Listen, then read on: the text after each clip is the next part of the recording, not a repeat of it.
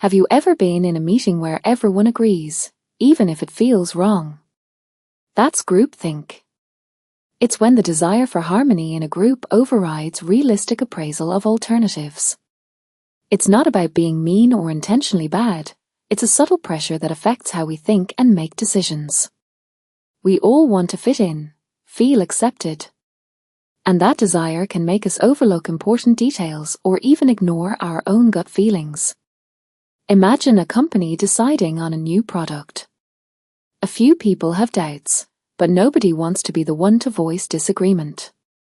They worry about upsetting the team, appearing less competent, or even facing social isolation. So they keep quiet, and the flawed product goes ahead, maybe even causing the company to lose money later. That's a real-life example of the dangers of groupthink. It's not just in big companies, either. It happens in smaller teams, families, and even among friends. Maybe you and your friends are planning a trip. Everyone seems set on a particular destination, even though you have a better option in mind. But you don't want to ruin everyone's fun, so you go along with it. You end up having a decent trip, but you know deep down it could have been better. That's the subtle and insidious effect of groupthink. It silently steers us toward a decision, even when a better path exists. Groupthink can lead to poor decisions because it shuts down critical thinking. When everyone agrees, there's little room for debate or challenging ideas. This lack of diverse perspectives narrows the range of options considered, leading to potential blind spots. Think of it like driving with only one eye open. You might still get to where you're going. But your ability to respond quickly and effectively to unexpected obstacles is greatly diminished. The pressure to conform in groupthink isn't always explicit. It often works through subtle cues. Maybe someone rolls their eyes at a dissenting opinion, or maybe there's a silent agreement to avoid controversial topics. These tiny actions, often unintentional, create a climate where individuals feel uncomfortable expressing contrary views. This makes it harder to consider different viewpoints and options and lessens the overall effectiveness of the decision-making process. So, how can we avoid groupthink? First, we need to actively encourage dissenting opinions. Creating a safe environment where people feel comfortable expressing their concerns is crucial. This means actively listening to opposing viewpoints, even if they are uncomfortable to hear. The leader, in particular, has a role in fostering this open dialogue.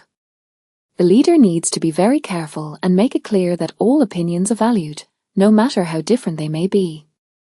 Second, we need to actively seek out different perspectives. Don't just rely on the people in your immediate group. Try to get input from those who might have different backgrounds, experiences, or expertise. Think about the times where you've been asked to take a survey or have a discussion as part of a larger group. Getting this information from people outside of your group helps you develop a more comprehensive understanding of your decision. Third, we need to be aware of our own biases. We all have them. Acknowledging our own tendencies to conform or to avoid conflict is the first step to overcoming them. It means being mindful of our own reactions to different ideas and actively working to create a situation where all views are given serious consideration. This way you are more likely to approach problems and arrive at solutions in a manner that allows more creativity to flourish and ideas to be debated. Finally, we need to be willing to challenge the group's decisions, even if it's uncomfortable. It's okay to disagree. In fact, it's often essential for better outcomes. This requires confidence in your own judgment and the courage to speak up, even when it's difficult. Remember that one person's objection can often prevent the whole group from making an unwise decision. Groupthink can happen anywhere, anytime. It's a subtle, insidious foe, impacting everything from our personal lives to global politics. By understanding how it works and taking steps to prevent it, we can make better decisions and make more informed decisions for ourselves and everyone else around us. So, next time you're in a group setting and you notice a trend toward conformity, Remember these steps and strive to make a difference. Be mindful of your surroundings, your colleagues, your peers, and always strive to make good, informed decisions. Always be open to other suggestions and thoughts, even if they are suggestions you do not fully agree with. That is the key to overcoming the dangers of groupthink. Remember that in a healthy decision-making process, open dialogue and critical thinking are not just encouraged, they are actively embraced.